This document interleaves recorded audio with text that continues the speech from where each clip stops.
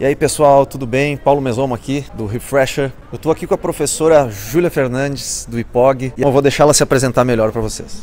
Oi Paulo, prazer. Obrigado por estar aqui, né?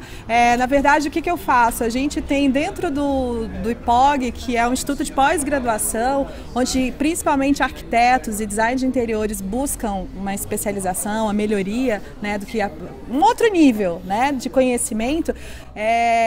Eu sou uma das professoras que tem uma disciplina que chama Projeto Conceitual para interior, tá? E está relacionada a você desenvolver uma linguagem diferenciada de mercado, né? Então o conceito está muito relacionado ao partido, a como que você vai criar uma composição que vai causar um impacto diferente, e para isso depende de um estudo de repertório, de referências estéticas, de referências de estilos, e está muito antenado no que o mercado está querendo em relação a espaços, porque a gente tem que inovar. Então, quando a gente está falando de projeto conceitual nessa disciplina, a gente está falando de inovação. O que é que eu vou fazer de projeto que eu vou fazer com que as pessoas façam uau quando entrar naquilo, que seja completamente inovador.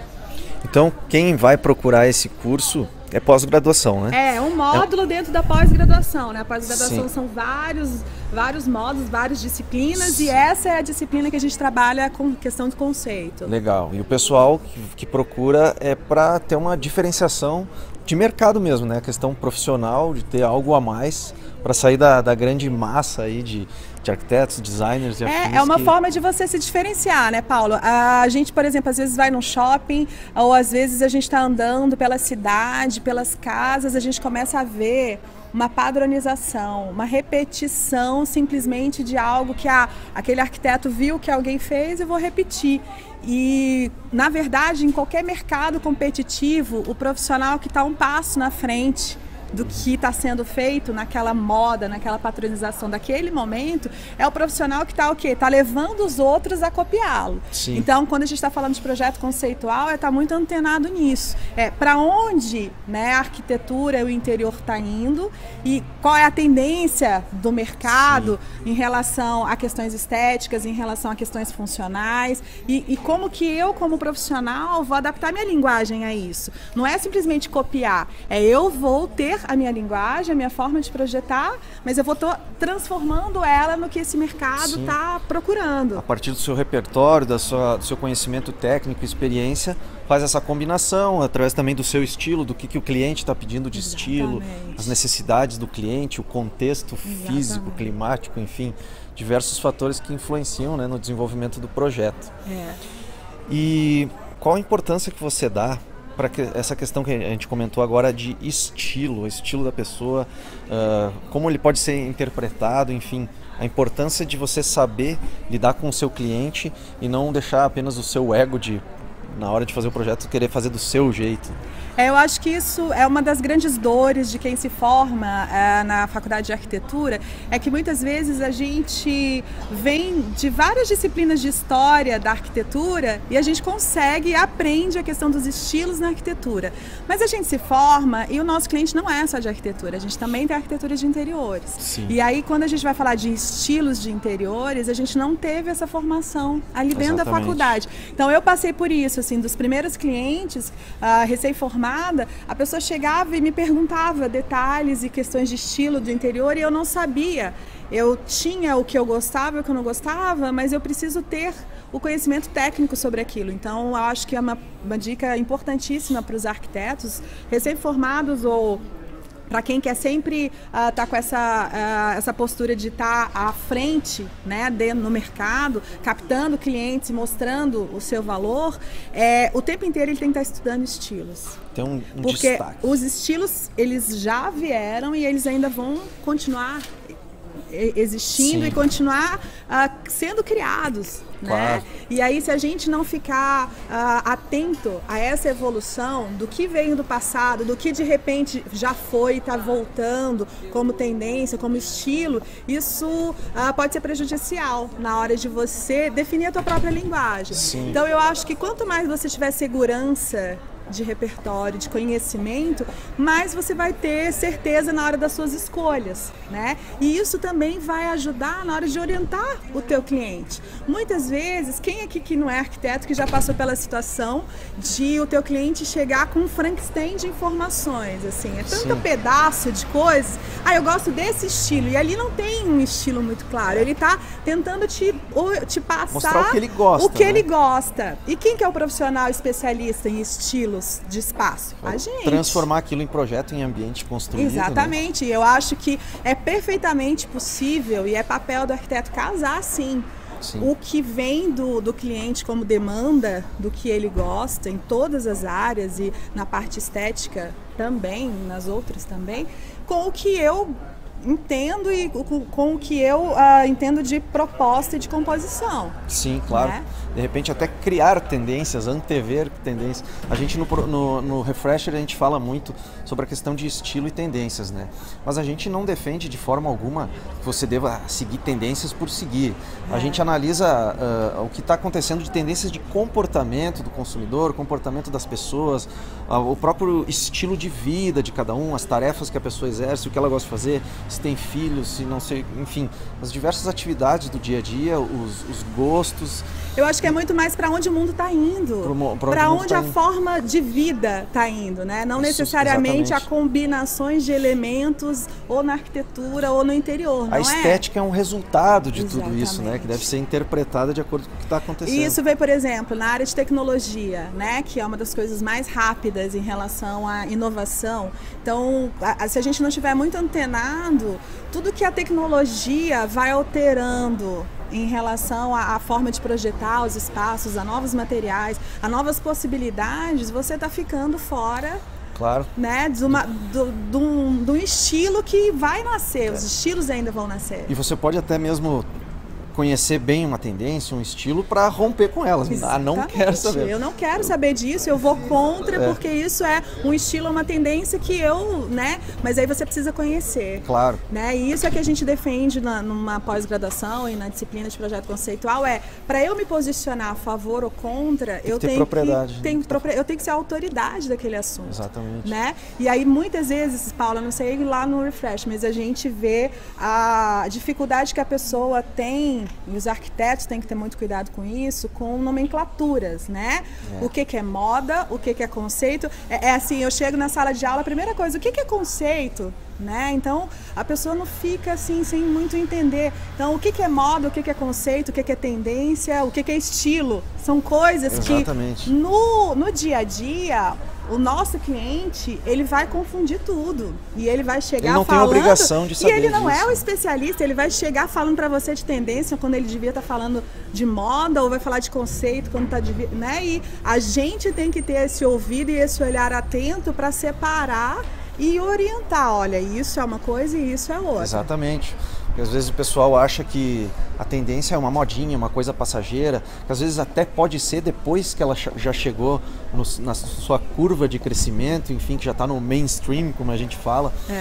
E os estilos, pode ser o estilo pessoal de cada um, que vai variando. Você tem um estilo, por exemplo, eu sou um cara com um estilo mais clássico e tal. Se eu fosse, né, um exemplo. E aí, o clássico vai variando de acordo com as tendências sazonais, as tendências de cada época. Você pode ser clássico 10 anos atrás, pode ser clássico daqui 10 anos, mas as tendências vão passando e vão alterando um pouco esse seu estilo, até na questão estética, na questão de comportamento. Enfim, é algo que não é perene, né? A gente está sempre... A vida é uma constante mutação, né? E é interessante, assim, você falou, por exemplo, do estilo clássico, né? Então, lá no processo de projeto conceitual, a gente fala assim, você vai se basear no estilo clássico e vai romper com ele criando um conceito clássico dentro da tua linguagem. Então, eu não vou simplesmente replicar algo Não vai fazer um templo clássico Não, eu não vou lá né? pegar um templo clássico e colocar no meu... Mas o que é que criava isso como um conceito? Como que eu posso fazer com que haja essa ligação com o que eu estou fazendo hoje conceitualmente com o que era? Então e aí o projeto conceitual faz isso que você está falando, de romper e de tentar inovar. Sim. Né? Fazer a pessoa pensar fora da caixa. Fora da caixa.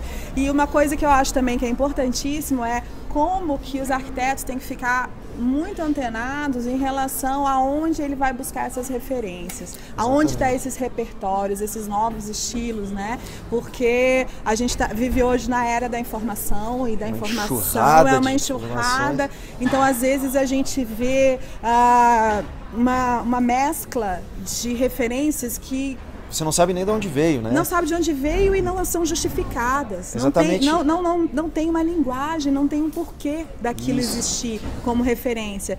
E eu acho interessante, assim, eu queria assim, parabenizar o Refresh, porque o conteúdo que eu vi ali tem uma lógica, né, de facilitar para o arquiteto essa busca dos estilos, deixar muito claro qual a diferença de estilo, de tendência, né, de estar atualizando. Mostrar o que está acontecendo, o que já aconteceu, o que tem a tendência de acontecer no futuro, fazer essas previsões. A gente acompanha feiras que estão acontecendo no mundo inteiro com as principais novidades, mas principalmente a gente dá ferramentas. A gente tem algumas ferramentas digitais, a gente tem o detector de estilos, por exemplo, a gente tem um termômetro também do que está acontecendo no mundo lá dentro. Nossa, esse eu não conheço. Esse eu ainda faço o processo de projeto com os alunos falando, não, vocês vão atrás dos estilos e tem que montar o famoso álbum de... Então eles têm que conhecer o Refresh. E como é que funciona isso? Bom, a gente tem o nosso site lá, www, eu vou colocar aqui o link em cima, embaixo, enfim, dependendo de onde tiver esse vídeo, mas é www.refresher.com.br. A gente tem lá uma página explicativa falando sobre o clube, a gente tem vídeos lá falando também sobre o nosso material, tem o nosso blog, você vai poder ver muito conteúdo gratuito lá. E para quem trabalha com essa parte de interiores, enfim, inclusive paisagismo, decoração e tudo mais, vale muito a pena, pessoal, conhecer o Refresher.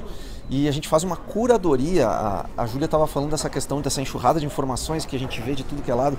Tem um monte de coisa grátis solta por aí. Mas a gente faz uma curadoria muito apurada. A gente tem uma equipe multidisciplinar, né? Tem pessoal de publicidade, tem pessoal de marketing, tem arquitetos, tem designers de interiores que trabalham pesquisando, e a gente tem, inclusive, a gente assina materiais de entidades de pesquisa mundiais, né, de fora do Brasil, e adapta isso para o nosso público brasileiro aqui para ser interpretado e usado da melhor forma pelos profissionais que têm essa vontade de se destacar, né? Então, assim, eu imagino que para um profissional que precisa ter essas informações, vocês estão queimando etapas de pesquisas aleatórias que acaba que a gente ainda... E eu vejo ainda também muita gente se fixando a poucos... né, há poucas referências, quando a gente hoje, você acabou de falar, a gente está vivendo um mundo, né, numa referência multinacional. E assim, eu só queria entender, até para mim ou até para indicar para aluno, como é que é essa ferramenta que você falou que existe? É o Style Hunter, é um detector de estilo, é bem lúdico, é uma coisa, não é um questionário chato de briefing, é para você conseguir descobrir o estilo do cliente e ver se realmente você vai conseguir entregar a ele um projeto que ele deseja, e essa ferramenta te dá uma interpretação através de um teste que só entrando no Refresh que você vai poder conhecer. É um teste bem legal, muito divertido, que em 5, 10 minutos você já finaliza ele com muitas imagens. E tem todo um trabalho da parte de psicologia e de comportamento para analisar qual é o estilo que esse seu cliente, no caso o cliente do projetista, tem, e fazer um projeto mais assertivo, mais voltado às reais necessidades desse cliente. A gente então, depois de descobrir o estilo do cliente, a gente indica toda uma curadoria de materiais que a gente oferece para ser desenvolvido o projeto, através de mood boards de projeto, através de wishlists também. Nossa, a gente faz isso ainda tudo de forma meio manual, né? Isso é uma ferramenta digital de tipo diretrizes de projeto em relação ao conceito, ao que o cliente está esperando para... Nossa! A gente pensou nisso como um suporte para a fase inicial do processo de projeto, né? Para dar essa parte antes de você botar a mão na massa e desenvolver mesmo o projeto, ter todo esse conceito já desenvolvido, né, a parte conceitual. Eu vejo muita gente né, dentro do seu processo de projeto tentando captar do cliente, né, programas de necessidades, né? Então, o programa de necessidades, o cliente te diz o que quer em relação à função e tudo, mas eu acho que onde existe mais embate é justamente na parte do conceito, da linguagem, dos estilos, né? Então, isso casaria muito bem para evitar o que, assim, conversando com meus alunos a gente percebe é a decepção que o arquiteto tem lá na frente de descobrir que errou. Não que errou, mas que não bateu o cliente virar para a pessoa e falar assim, não era bem isso, né? Ou ter a frustração de não ter projeto executado, porque eu passei por isso no começo, né, da carreira, quando você se forma, e essa dor do não saber sobre essa questão dos estilos, identificar o que o cliente quer e como que eu vou tratar isso, muitos e muitos projetos que você fica no papel, ele fica como projeto, ele não fica como espaço. Porque o projeto é uma coisa que, como eu sempre falo, é uma promessa que você entrega, não é como você vender um produto físico, um celular ou qualquer coisa. Você tem que, o cliente vai confiar na sua promessa de entregar alguma coisa lá no futuro.